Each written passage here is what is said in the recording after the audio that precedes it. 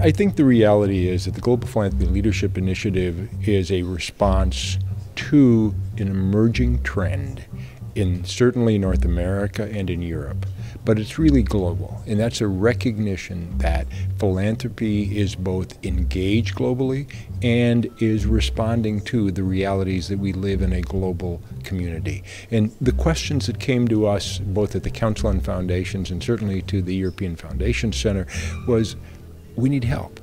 Not on basic capacity building, but on the legal and regulatory barriers, and how do we better partner with multilateral NGOs, and how do we really connect in a collaborative way with those who we don't know are doing the same thing we're doing in the same regions we are doing, and how can you all help us? And so it was between the EFC and the Council on Foundations, and then reaching out to WINGS, who already is a global worldwide infrastructure organization for philanthropy, to begin to look, as I said, not at the capacity building, because WINGS already does that, but to look at those leadership issues that are facing more and more foundations, corporate grant-making programs today.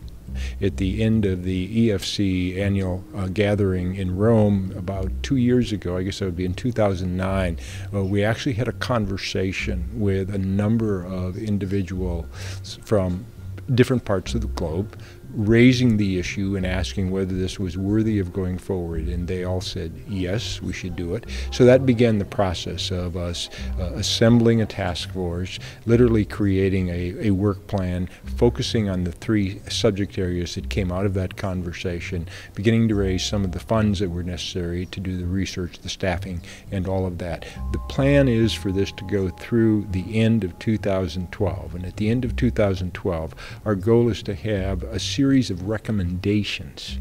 and most of those recommendations will then be left up to the individual countries and philanthropy within those countries. Most of the agreements will probably start as bilateral agreements between countries and build upon that. And if we can come up with a specific set of recommendations in how do we reduce the legal and regulatory barriers to grant making, if we can come up with some toolkits or examples on how you can enhance collaboration in a global setting, and if we can really recognize what are some of the best lessons learned, best practices in the area of partnering with multilateral NGOs, with governments, etc., in our mutual work in common areas. If we can come up with recommendations in those 3 areas, and there's a general consensus among the diversity of our group globally, then I think we'll have what would be called a roadmap for us to go forward as a sector.